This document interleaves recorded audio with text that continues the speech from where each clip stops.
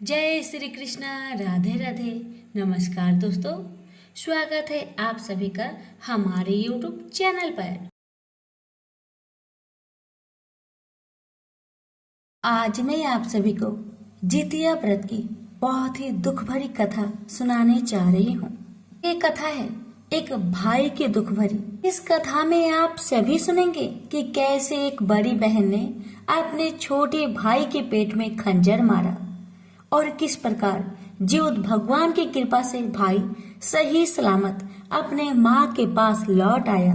कथा बहुत ही दुख भरी है। कथा को पूरा जरूर सुनिएगा। अगर अच्छी लगे तो दूसरों को भी शेयर कीजिएगा और कमेंट बॉक्स में जीवत भगवान की जय अवश्य लिखें। तो चलिए देरी न करते हुए कथा को शुरू करते हैं। प्रेम से बोलिए जीवत भगवान की जय।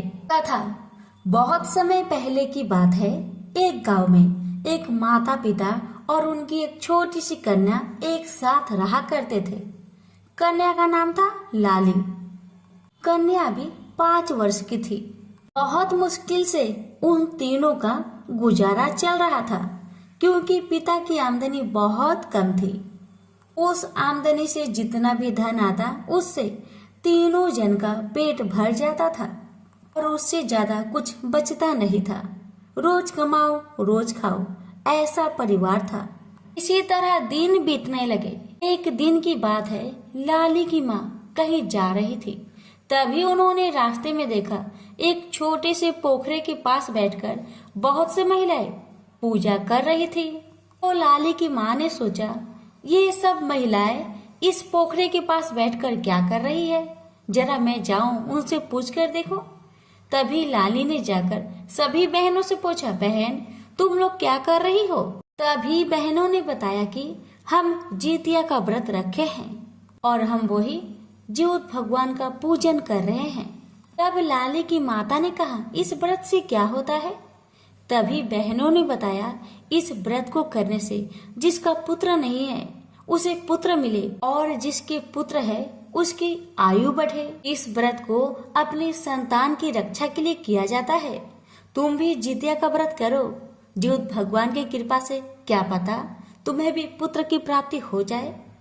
इतना बातें होने के बाद लाली की माँ वहीं से अपने घर को चली आई और उसने मन में सोचा, क्यों ना मैं भी जीवित पुत्री का व्रत करूं।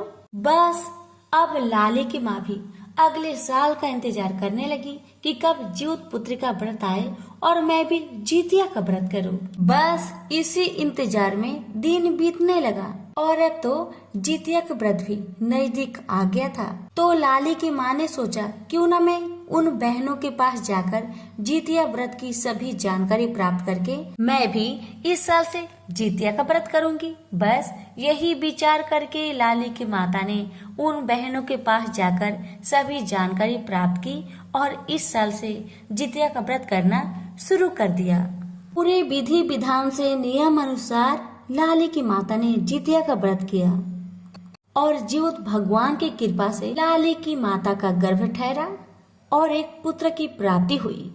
तो घर के सभी लोग बहुत खुश हुए और लाली की माँ ने मन में ठान लिया, मैं तो हर साल अब जितिया का व्रत जरूर करूंगी, अपने बच्चे की सलामती के लिए जरूर करूंगी। अब इसी तरह से दिन बीतने लगा। एक दिन अचानक लाली का पिता का तबीयत खराब हो गया और उनका मृत्यु हो जाता है। अब तो लाली की माता के ऊपर दुखों का पहाड़ टूट पड़ा। लाली की माँ बहुत दुखी हुई और बहुत परेशान भी हुई, सोचकर कि दोनों बच्चे की पालन पोषण वो कैसे करेगी। बहुत सोच विचार के बाद लाली की माता ने फैसला किया, क्यों ना मैं लोगों के घर जा जाकर काम करूं। काम करने से तो लोग मुझे 2 पैसे देंगे, उसी से मेरे दोनों बच्चों का गुजर बसर हो जाएगा। इतना सोचकर लाली की माता ने लाली से कहा, देखो लाली, तुम्हारा भाई अभी 5 साल का है, इसका ध्यान रखना। तुम दोनों घर के बाहर मत जाना। मैं थोड़ा पास के गांव में जा रही हूँ काम ढूंढने के लिए। अगर मुझे काम मिल गया तो तुम दोनों को अच्छा अच्छा भोजन लाकर खिलाऊंगी, इसलिए तुम लोग बाहर कहीं मत जाना, अच्छे से घर में रहना। माता ने दोनों बच्चों को समझाकर पास के गांव में चली गई और गांव के लोगों से कहने लगी, बहन मुझे कुछ काम मिलेगा। लेकिन बहनों ने कहा नहीं नहीं, हमारा घर का काम हम खुद कर लेते हैं, तुम्हारे लिए हमारे पास कोई काम नहीं है। पूरे गांव में लाली की माता ने खोजा, लेकिन किसी ने भी उसे काम नहीं दिया। बड़े उदास मन से जब लाली की माँ वापस आ रही थी, तभी उसे एक सेठ का घर मिला। उस घर के बाहर सेठानी बैठी थी। तभी लाली की माँ ने सोचा, एक बार सेठानी जी से बोलकर देखूं, क्या पता सेठानी जी मुझे काम पर रख ले। बड़ी उम्मीद लेकर लाली की माता ने सेठानी के पास गई और बोली, मालकिन, क्या मुझे कोई काम मिलेगा? मेरे दोनों बच्चे बहुत भूखे हैं। मेरा इस दुनिया में कोई नहीं है सिवा दोनों बच्चे के। आप कृपा करके मुझे कोई काम दे दीजिए, ताकि उन दोनों का मैं पालन पोषण कर सकूं और अपना पेट भर सकूं। अब सेठानी कहने लगी, ठीक है, मैं तुम्हें काम तो दूंगी, लेकिन काम के बदले में तुम्हें 1 रुपया नहीं दूंगी। काम के बदले में जो मेरे घर में भोजन बच जाएंगे वही मैं तुमको दे दिया करूंगी, लेकिन पैसा नहीं दूंगी। अगर काम करना है तो करो, नहीं तो यहाँ से चलती बनो। तब लाली की माता कहने लगी, नहीं मालकिन नहीं, मैं करूंगी। आप जो देंगी मैं उतना में खुश हूँ। मैं आपके घर के सारे कामकाज कर दिया करूंगी। इतना बातें होने के बाद लाली की माता अपने घर को आ गई और कल से अपना काम शुरू कर दी। लाली की माँ सेठानी के घर जाती और उनके घर के सारा कामकाज कर दिया करती, साथ में भोजन भी पका दिया करती थी। और जो भोजन बच जाया करता था, उस भोजन को सेठानी लाली की माता को दे दिया करती और लाली की माता उसे बड़े प्यार से खुशी मन से लाकर अपने दोनों बच्चों को खिलाती और जो बचता स्वयं खाया करती थी। इसी तरह से लाली की माता अपने दोनों बच्चों का पालन पोषण करने लगी। इसी तरह दिन बीतने लगा, बच्चे बड़े होने लगे। लाली बड़ी हो गई थी और लाली बहुत सुंदर लगती थी देखने में। एक दिन क्या हुआ कि एक मुखिया का बेटा उसी गांव में आया। लाली तभी घर के बाहर बैठी थी। लाली की माता बाहर काम पे गई हुई थी। भी मुखिया का बेटा का नजर लाली पे पड़ता है और उसे लाली बहुत अच्छी लग जाती है। मुखिया का बेटा, उसका नाम था राजा। राजा लाली के पास जाता है और कहता है, क्या तुम्हारी माँ घर पे है? मुझे तुम्हारी माँ से बात करना था। तो लाली कहती है, नहीं, मेरी माँ पास के गांव में काम करने गई है। काम है तो मुझे बता दीजिए, मैं माँ से कह दूंगी। तो राजा कहने लगा, नहीं नहीं, मैं खुद आ जाऊंगा तुम्हारी माँ से मिलने। तुम्हारी माँ कितने बजे घर पे आएगी? तो लाली ने कहा, शाम तक आ जाएगी। तो मुखिया का बेटा राजा ने कहा, ठीक है, मैं शाम को फिर आता हूँ तुम्हारे घर। अब तो राजा वहां से अपने घर को चला गया। जैसे ही शाम हुआ, फिर से वापस लौटकर लाली के घर को आया। लाली के घर के अंदर आकर लाली की माँ से बातें करने लगा और लाली की माँ से अकेले में कहने लगा, माता जी, मुझे आपकी बेटी बहुत पसंद है। मैं इससे विवाह करना चाहता हूँ और मैं मुखिया का बेटा हूँ। मेरा नाम है राजा। मुझे दहेज में कुछ भी नहीं चाहिए, बस मुझे आपकी बेटी बहुत अच्छी लग गई। मैं इससे शादी करना चाहता हूँ और इसे बहुत खुश रखूंगा। राजा की बात सुनकर माँ का तो खुशी का ठिकाना नहीं था। माता ने कहा, बेटा नहीं, मुझे कोई दिक्कत नहीं। मुझे आप जैसा दामाद पाके बहुत गर्व महसूस होगा। बस माता ने हाँ कर दी। तब राजा ने लाली को मंदिर में ले जाकर शादी करके अपने घर को लेकर गया। लाली अपने ससुराल में बहुत ही सुखी रहती थी। लाली के ससुराल में नौकर चाकर सभी थे, बस सास ससुर नहीं थे। राजा अकेले ही रहता था। लाली तो रानी बनकर ऐसो आराम से रहती थी। इसी तरह लाली का जीवन बहुत ही सुख से बीतने लगा। लाली शादी के बाद बहुत बदल गई थी। उसके मन में पाप भर गया था। शादी के 10 साल बाद भी लाली कभी अपने माँ से और भाई से मिलने की इच्छा प्रकट नहीं की। लेकिन राजा ने बहुत बार कहा, जाकर अपने माँ से मिलकर आओ, अपने भाई से मिलकर आओ, लेकिन लाली कभी मिलने नहीं आती, क्योंकि उसे तो अमीरी का घमंड हो गया था। उसे तो पता है उसके माँ और भाई बहुत गरीब है, उन्हें तो भोजन भी ठीक से नसीब नहीं होता। जो पड़ोस में मिलता वही खाकर दिन गुजारा करते थे। बस घमंड के मारे लाली कभी अपने माँ और भाई से मिलने नहीं आई। अब तो जदू भी बड़ा हो गया था। एक दिन जदू ने कहा, माँ, बहुत दिन हो गया है, मुझे मेरी दीदी की बहुत याद आ रही है। मुझे दीदी से मिलना है माँ, मुझे दीदी से मिलना है। तो माँ कहने लगी, बेटा तू दीदी से कैसे मिलेगा, तेरी दीदी तो बहुत दूर है, तू कैसे जाएगा उसके घर, ना मेरे पास पैसा है, तू कैसे जाएगा बता।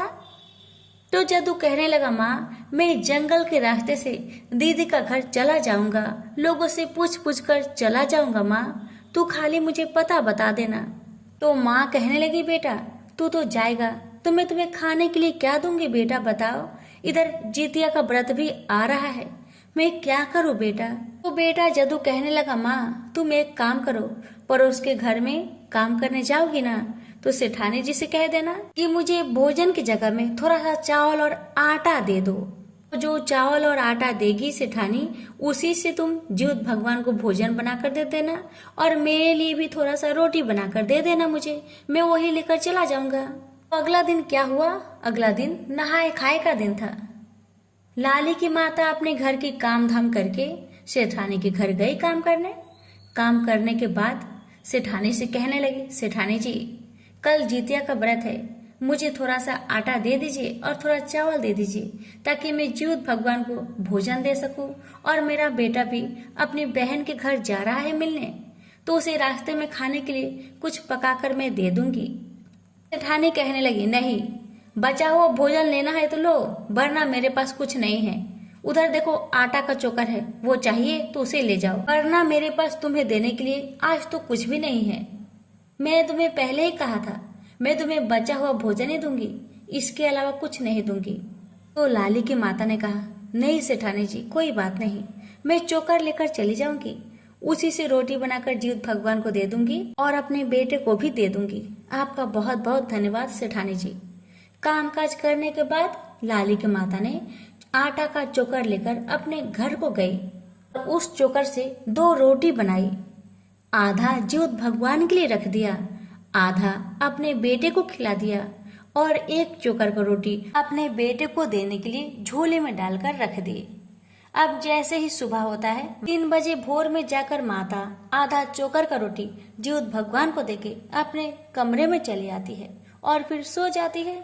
और जैसे ही सुबह होता है, वह एक रोटी जो बचा रहता है उसे अपने बेटे को दे देती है, और साथ में 1 बोतल पानी भी, और अपने बेटे से कहती है, बेटा तुम ध्यान से जाना, अच्छे से जाना, और जब जब तुम्हें भूख लगे, मैंने झोले में एक चोकर का रोटी रखा है और 1 बोतल पानी, उसको ही खाकर पानी पी लेना।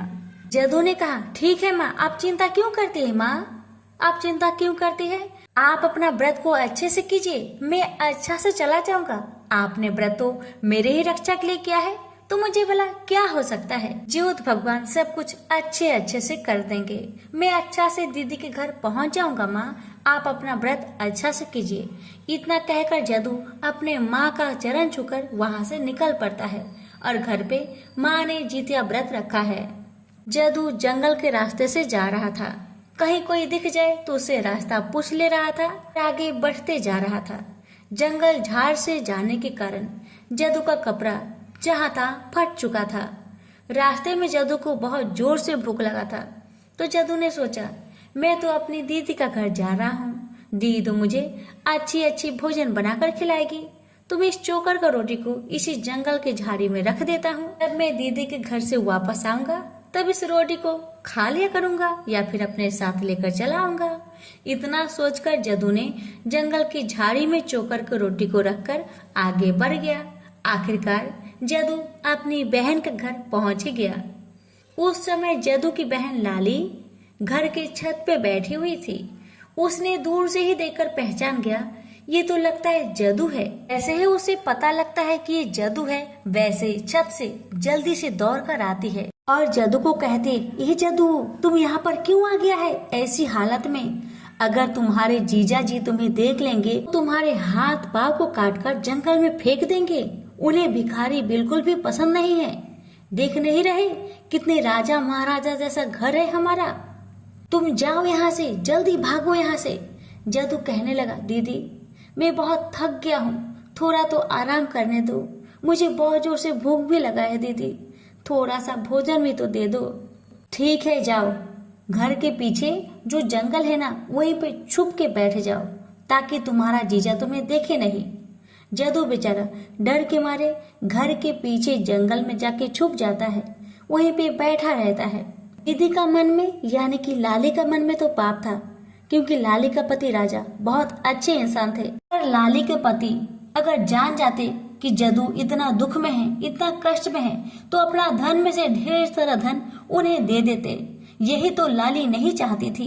बस इसी कारण से जदू को झूठ पे झूठ कहते जा रही थी। अब तो बेचारा जदू भूख से तड़प रहा था, घर के कोने में पड़ा हुआ था। अब जैसे ही रात होता है तो लाली तरह तरह का भोजन बनाती है। भाई उसी घर के कोने से चुप चुप कर देख रहा था। उसके पेट में तो चूहे दौड़ रहे थे। बेचारा भूख से तड़प रहा था, उसकी आंखों से पानी गिर रहा था।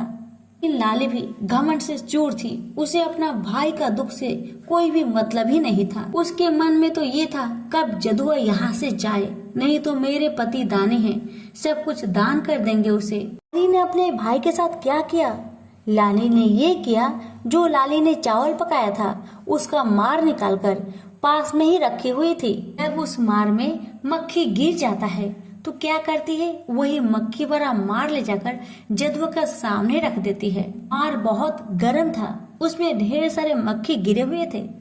तो लाली कहती है, देखो जदू, इसे पी लेना तुम। जदू कहता है, दीदी ये मार तो बहुत गर्म है, मार के अंदर ढेर सारे मक्खी भी गिरे हैं दीदी। अब लाली गुस्से में कहती है, मरल माछी बीन के मार बिहान पी है जदुआ।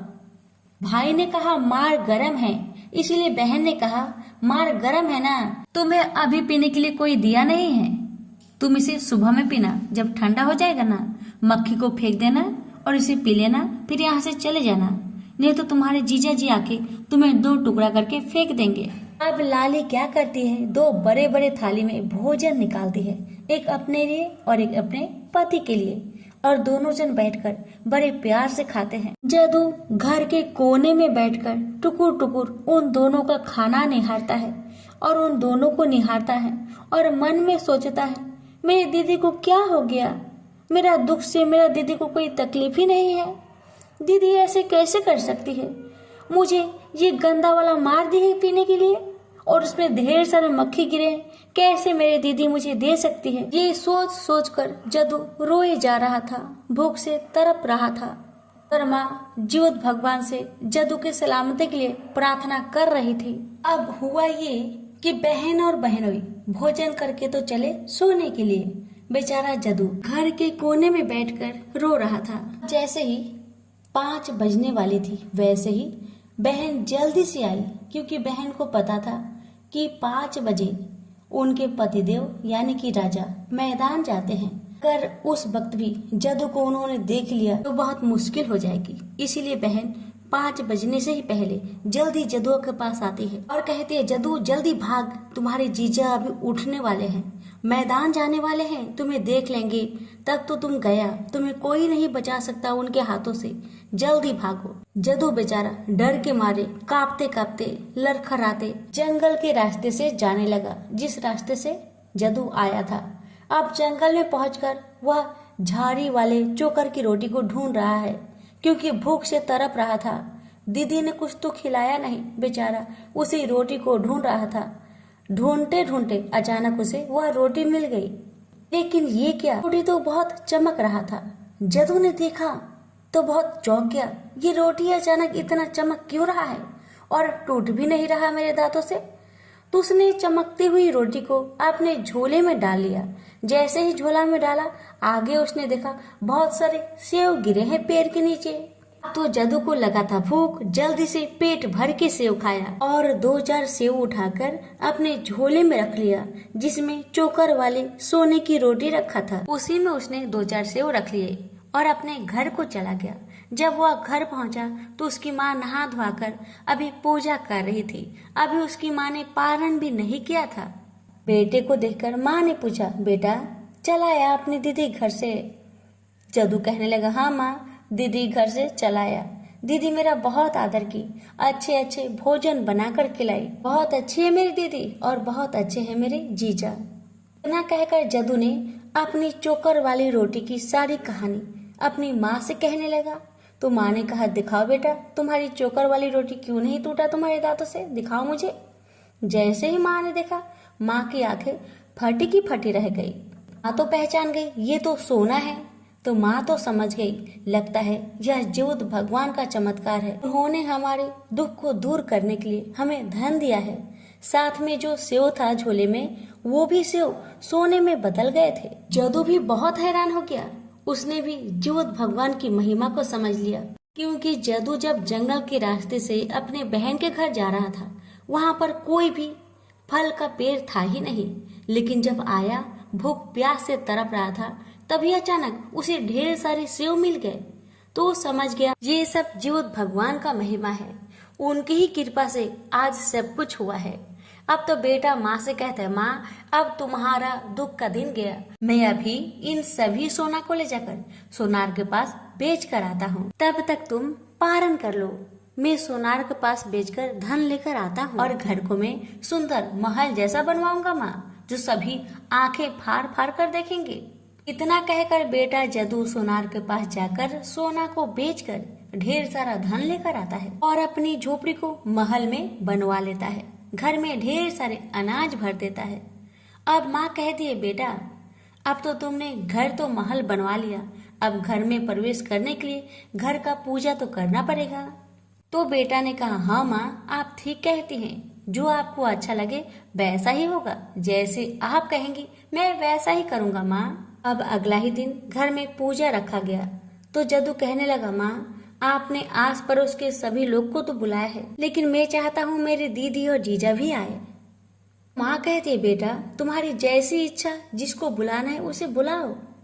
तो जदू ने अपने पड़ोसी से कहा, भाई थोड़ा मेरी दीदी को भी जाकर कह देना कि हमारे घर में कल पूजा है। तो पड़ोसी ने कहा, ठीक है जदू, मैं कह दूंगा, तुम चिंता मत करना। पड़ोसी जदू की दीदी के घर जाकर खबर दे देता है कि कल तुम्हारे घर में पूजा है, तुम दोनों को तुम्हारी माता और तुम्हारे भाई ने बुलाया है, कल जरूर आना। अब जैसे ही सुबह हुआ, लाली अपने पति राजा के साथ अपने मायके को चली। मायके में जब गई, उसे अपना घर पहचान में नहीं आ रहा था। जब आस पड़ोस में पूछा गया तो सभी लोगों ने बताया, यही तो जदू का घर है। बहन की आंखें फटी की फटी रह गई, क्योंकि लाली का महल जदू का महल के आगे बहुत फीका था। घर में सभी लोग आ गए तो घर का पूजा पाठ बहुत अच्छा से हुआ। सभी को प्रसाद बांटे गए। तो जदू की माँ ने कहा, जदू तुम्हारे जीजा और दीदी आए हैं, इनके लिए सुंदर सुंदर महंगा महंगा वस्त्र खरीद कर ला देना। जदू कहता है, हाँ माँ जैसा आप कहे मैं वैसा ही करूँगा। जैसे ही जदू बाजार जाने लगा, वैसे ही लाली कहने लगी, ए जदू मेरे लिए एक भारी पायल भी ला देना जदू। जदू कहता है, हाँ दीदी जैसा तुम कहो, मैं जाता हूँ एक पायल भी लेकर आऊंगा। जदू बाजार जाकर ढेर सारे कपड़ा खरीदा और सोनार के पास जाकर कहने लगा, सोनार भैया आप मेरे दीदी के लिए एक बहुत ही सुंदर सोना का पायल बना देना, लेकिन पायल छन छन छन छन बजना नहीं चाहिए। उसमें मैं एक आवाज देता हूँ, उसी आवाज को आप भर दीजिएगा। आवाज ये है कि मरल मछली बीन के मार बिहान पीहे जदुआ। इस आवाज को पायल के अंदर आप भर दीजिएगा। तो सोनार ने कहा, ठीक है जदू भाई, मैं कर दूंगा, तुम चिंता मत करो, लेकिन आज मैं दे नहीं पाऊंगा, पायल बनाने में समय लगेगा। मैं रात भर जाकर इसे तैयार करके कल सुबह तक तुम्हें दे दूंगा। जदू ने कहा, ठीक है भैया। कपड़ा लेकर जदू अपने घर को आया, अपने जीजा को और अपने दीदी को दिया। जीजा बहुत खुश हुए। जदू ने अपनी दीदी से कहा, दीदी पायल सुबह तक मिलेगा, मैं सुबह को चला जाऊंगा पायल लेने। अब जैसे ही सुबह हुआ तो जदू चला गया पायल लाने और इधर दीदी घर से निकली अपने ससुराल जाने के लिए। तभी जदू पायल लेकर जल्दी से चला आता है और अपनी दीदी को पायल दे देता है। दीदी पायल पहनकर बहुत खुश होती है। जैसे ही दीदी अपने पैर को बढ़ाती है, जैसे ही वो चलने लगती है, वैसे ही पायल बोलने लगा, मरल माछी बीन के मार बिहान पी है जदुआ। जब ये आवाज जब राजा के कानों में गई, राजा कहने लगा, ये कैसा पायल है, तुम्हारा पायल ऐसा क्यों कह रहा है? मरल मच्छी बीन के मार बिहान पी है जदुआ। जदुआ तो तुम्हारा भाई का नाम है, बताओ मुझे तुम्हारा पायल ऐसा क्यों कह रहा है? तो लाली कहने लगी, पता नहीं क्यों ऐसा कह रहा है, लगता है मेरा भाई ने दिया है ना, इसीलिए कह रहा होगा। छोड़िए, हम लोग चलते हैं अपना घर। लेकिन राजा नहीं माना। राजा अपने साले के पास आया और कहने लगा, साले साहब, ये आपने जो पायल दिया है ऐसा क्यों बोल रहा है? मरल मच्छी बीन के मार बिहान पिए जदुआ, सच सच बताइए मुझे। तब जदुआ सारा कहानी अपने जीजा से कह देता है। जीजा को सुनकर बहुत कष्ट हुआ कि जदू मेरा घर आया था, इतना कष्ट दी अपने भाई को, अपना भाई का ना हुई क्या मेरा होगी? राजा गुस्से में आकर लाली को जोर से एक चमाटा मारता है और कहता है, आज से तुम्हारा और मेरा रिश्ता खत्म। लेकिन जदुआ अपने जीजा के आगे हाथ जोड़कर माफी मांगता है कि जीजा जी, मेरी दीदी का जितना दिमाग है दीदी ने उतना किया, आप कृपा करके मेरी दीदी से नाराज ना होइए। दीदी अब से कभी ऐसा गलती नहीं करेगी, कृपा करके आप उसे माफ कर दीजिए। राजा बहुत अच्छा इंसान था, उसने जदू का बात मान लिया। बहन ने अपने भाई को गले लगाकर भाई से माफी मांगी और अपने माँ से सारा कहानी कही और उसने अपने माँ से भी माफी मांगा और कहने लगी, माँ देखिए ना, मेरी शादी के 12 वर्ष हो गए, मुझे अभी तक एक भी संतान नहीं माँ, मैं बहुत पापी हूँ माँ, मैं बहुत पापी हूँ। तब माँ ने लाली से कहा, तुम चिंता मत करो, तुम्हारे घर में भी जल्दी से नन्हा मुन्ना आने वाला है, चिंता मत करो। तुम जीवत भगवान का व्रत करो, जीवतिया का व्रत करने से तुम्हें पुत्र की प्राप्ति जरूर होगी। जब अगला साल आया तब माता ने और बहन ने दोनों ने नियम पूर्वक जीतिया का व्रत किया और जीवत भगवान की कृपा से लाली गर्भवती हो गई और लाली ने ठीक 9 महीने बाद एक सुंदर पुत्र को जन्म दिया। तब से ही लाली भी हर साल जीवत भगवान का व्रत करने लगी अपने बच्चे की सलामती के लिए। तो प्रेम से बोलिए, जीवत भगवान की जय।